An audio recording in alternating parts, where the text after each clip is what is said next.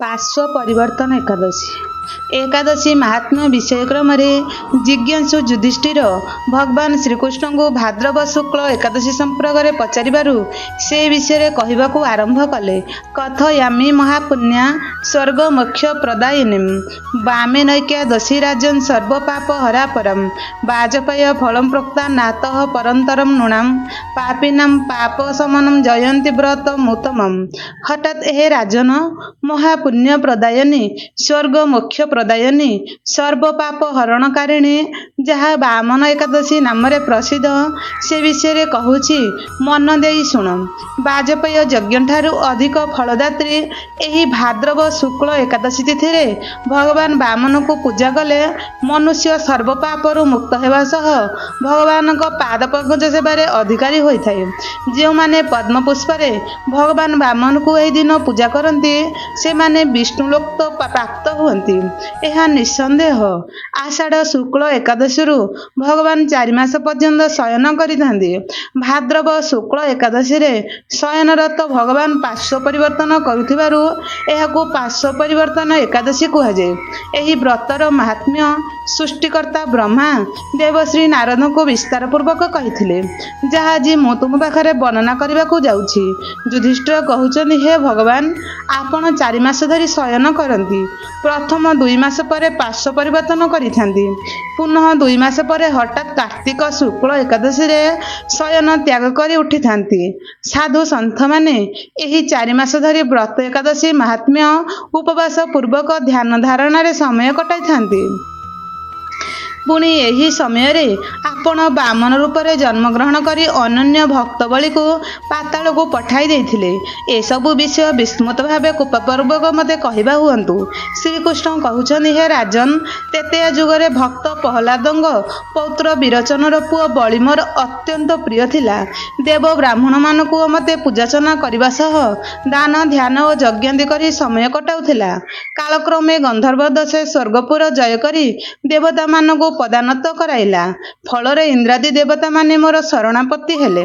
से मानक प्रार्थना रे संतुष्ट होई मु वामन रूपे जन्मग्रहण कली। मु ब्राह्मण बालक रूपे तार यज्ञशाला रे उपस्थित होई किछि दान जाचना करिथिली। सत्य प्रतिज्ञा बलिदान देबाको प्रतिज्ञा करते मु ताकु मात्र 3 पाद भूमि दान मागिथिली। से मते हाकु अति तुच्छ भाबी अन्य किछि जाचना करबाको कहिथिले। हेले मु मो कथारे अटल रही सेही 3 पाद भूमि देबाको कहिथिली। दैत्य गुरु शुक्रदाजी मते जानी पारी बलि को एही दान देबाको बारण करिथिले मध्य सत्यनिष्ठ बलि तांको वचन रक्षा करबाको निष्पत्ति नैथिले। से शंखरे जलदान पूर्वक मते 3 पाद भूमि दान करबाको संकल्प कले।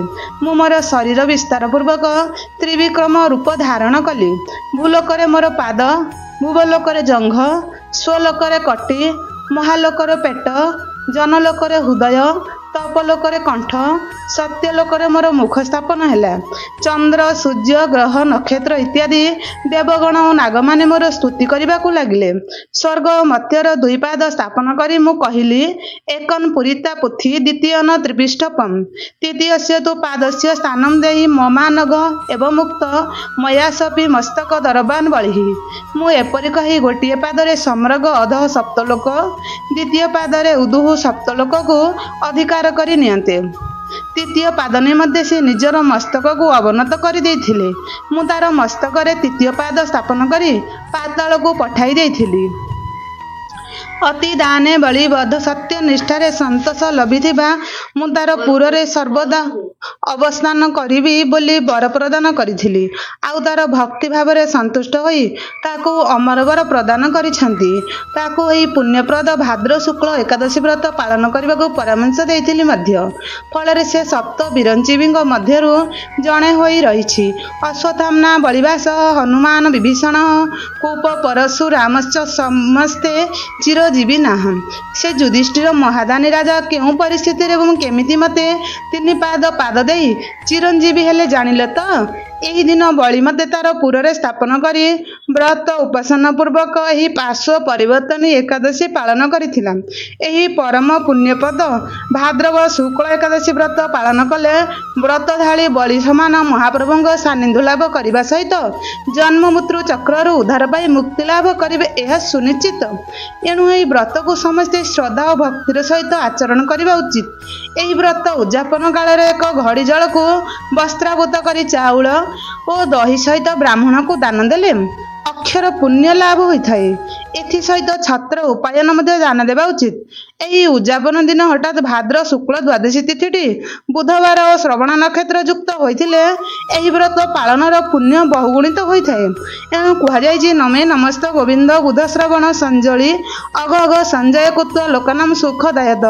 ସ୍କନ୍ଦ ପୁରାଣରେ ଏହାର ମାହାତ୍ମ୍ୟ ବର୍ଣ୍ଣନା କରି କୁହାଯାଇଛି ଯେ ଏହି ପୁଣ୍ୟମୟ ବ୍ରତ ବିଧିପୂର୍ବକ ଆଚରଣ କଲେ ମନୁଷ୍ୟ ସର୍ବ ପାପରୁ ମୁକ୍ତ ହେବା ସହ ସ୍ୱର୍ଗରେ ଶାରଦୀୟ ଚନ୍ଦ୍ରମା ସମାନ ଜ୍ୟୋତ୍ସ୍ନା ରୂପକ ଯଶ ବିତରଣ କରିଥାଏ। ଏହି ବଡ଼ ମାହାତ୍ମ୍ୟ ପଢ଼ିଲେ ଶୁଣିଲେ ହଜାରେ ଅଶ୍ୱମେଧ ଯଜ୍ଞର ଫଳ ଲାଭ ହୋଇଥାଏ। ଯେଉଁମାନେ ବର୍ଷର ସମସ୍ତ ଏକାଦଶୀ ବ୍ରତ କରିପାରନ୍ତି ନାହିଁ ସେମାନେ ଆଷାଢ଼ ଶୁକ୍ଳ ଏକାଦଶୀ, ଭାଦ୍ରବ ମାସ ଶୁକ୍ଳ ଏକାଦଶୀ, କାର୍ତ୍ତିକ ମାସ ଶୁକ୍ଳ ଏକାଦଶୀ, ମାଘ ମାସ ଶୁକ୍ଳ ଏକାଦଶୀ ଏହି ଚାରି ବଡ଼ ଏକାଦଶୀ ବ୍ରତ ନିଶ୍ଚିତ ଭାବେ କରିବା ଉଚିତ। ସାଙ୍ଗମାନେ, ମୋର ଯଦି ଏହି ଭିଡ଼ିଓଟି ଭଲ ଲାଗୁଥିବ ବହୁତ ମାତ୍ରାରେ ସେୟାର କରନ୍ତୁ। ମୋ ଚ୍ୟାନେଲରେ ନୂଆ ଥିଲେ ସବସ୍କ୍ରାଇବ୍ କରନ୍ତୁ। କମେଣ୍ଟ ବକ୍ସରେ ଜୟ ଜଗନ୍ନାଥ କହି କମେଣ୍ଟ କରନ୍ତୁ। ରହୁଛି, ପୁଣି ଦେଖା ହେବା।